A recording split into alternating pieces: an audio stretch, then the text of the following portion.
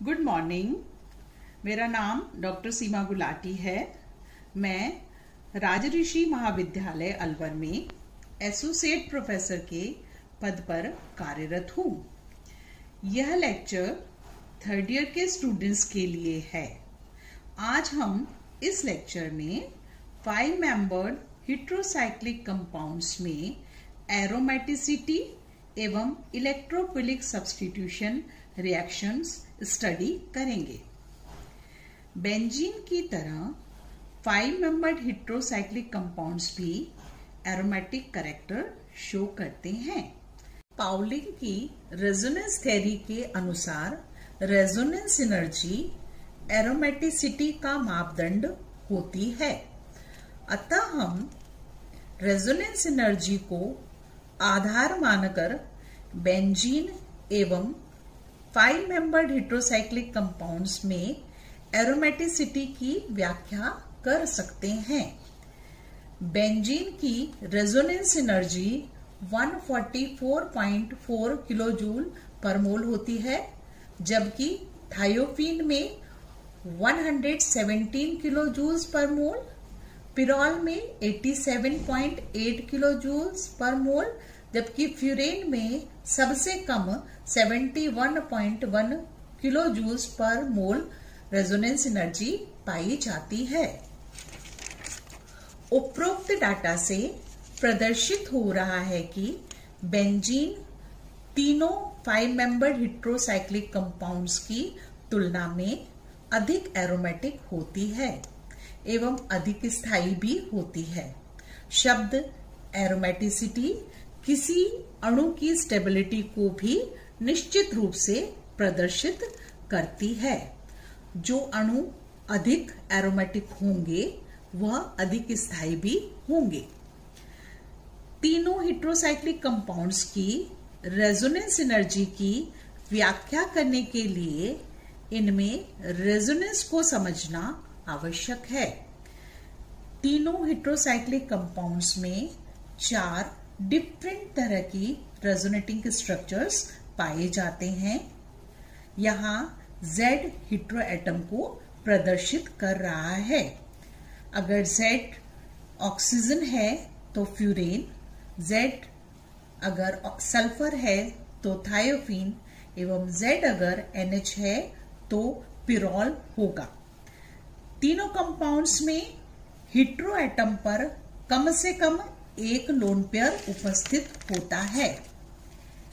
Heterocyclic compounds में total hybrid के लिए चार्ज्ड रेजोनेटिंग स्ट्रक्चर्स का पार्टिसिपेशन अधिक होता है। अतः बेंजीन की तुलना में यह तीनों कंपाउंड्स कम एरोमेटिक होते हैं। बेंजीन में चार्ज्ड रेजोनेटिंग स्ट्रक्चर्स का कंट्रीब्यूशन बहुत कम होता है। तीनों हेटेरोसाइक्लिक कंपाउंड्स में थायोफीन अधिक एरोमेटिक होता है, जैसा कि रेजोनेंस एनर्जी से प्रदर्शित हो रहा है। थायोफीन में d ऑर्बिटल की प्रेजेंस के कारण अतिरिक्त अनुनादी संरचनाएं संभव हैं। पाउलिंग की अनुनादी धारणा के अनुसार जिस भी अणु में अनुनादी संरचनाएं अधिक पाई जाएंगी वह अधिक स्थायी होगा, जबकि इन अतिरिक्त अनुनादी संरचनाओं का कंट्रीब्यूशन टोटल हाइब्रिड में बहुत कम होता है। अब हम 5 मेंबर्ड हेटेरोसाइक्लिक कंपाउंड्स की रिएक्टिविटी को स्टडी करेंगे। किसी भी कंपाउंड की रिएक्टिविटी उसकी स्टेबिलिटी के इन्वर्सली प्रोपोर्शनेट होती है। जो कंपाउंड्स अधिक स्टेबल होगा वह कम रिएक्टिव होगा, जबकि जो कंपाउंड कम स्टेबल होगा वह अधिक रिएक्टिव होगा। अतः बेंजीन अधिक एरोमेटिक होने के कारण अधिक स्टेबल होता है एवं इसकी रिएक्टिविटी तीनों 5 मेंबर्ड हेटेरोसाइक्लिक कंपाउंड्स की तुलना में कम होती है। 5 मेंबर्ड हेट्रोसाइक्लिक कंपाउंड्स में सबसे ज्यादा रिएक्टिव पिरोल है, जबकि फ्यूरेन सबसे कम एरोमेटिक है। इसका कारण यह है कि पिरोल में उपस्थित नाइट्रोजन हेट्रो एटम ऑक्सीजन की तुलना में लेस इलेक्ट्रोनेगेटिव है, पर उसकी पॉजिटिव चार्ज को एक्कोमोडेट करने की क्षमता ऑक्सीजन की तुलना में अधिक होती है। अतः पिरोल फ्यूरेन की तुलना में ज्यादा रिएक्टिव होगा। थायोफीन फ्यूरेन से कम रिएक्टिव है, क्योंकि सल्फर एटम का साइज ऑक्सीजन से बड़ा है, अतः सल्फर का प्लस एम इफेक्ट ऑक्सीजन से कम होता है। बेंजीन की तुलना में तीनों हेट्रोसाइक्लिक कंपाउंड्स अधिक रिएक्टिव होते हैं, इसलिए इन कंपाउंड्स को सुपर एरोमेटिक कंपाउंड्स भी कहा जाता है। इस तरह से हम तीनों 5 मेंबर्ड हेट्रोसाइक्लिक कंपाउंड्स में एरोमेटिसिटी को सिद्ध करते हैं। जो कंपाउंड्स एरोमेटिक होते हैं उनमें इलेक्ट्रोफिलिक सब्स्टिट्यूशन रिएक्शन देना उनकी कैरेक्टरिस्टिक प्रॉपर्टी होता है। अब हम इन तीनों 5 मेंबर्ड हेट्रोसाइक्लिक कंपाउंड्स में इलेक्ट्रोफिलिक सब्स्टिट्यूशन रिएक्शन स्टडी करेंगे।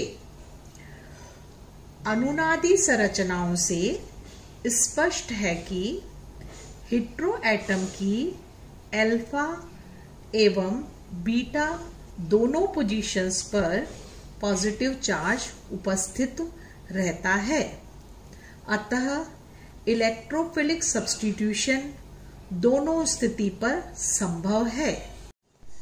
लेकिन इलेक्ट्रोफिलिक सब्स्टिट्यूशन हमेशा अल्फा स्थिति पर ही होता है।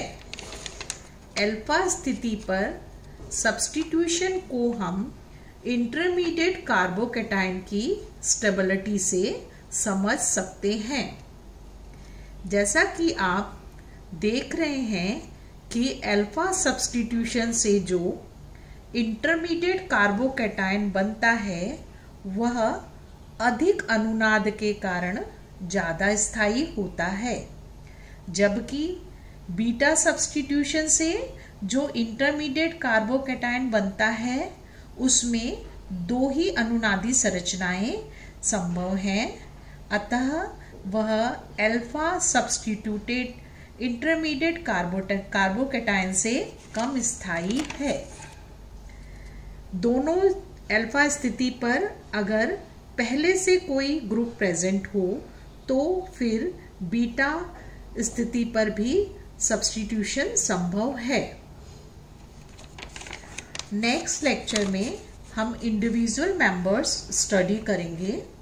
फर्स्ट ऑफ ऑल हम लोग पिरोल जो है उससे स्टार्ट करेंगे, तो नेक्स्ट लेक्चर हमारा पिरोल पे बेस्ड होगा।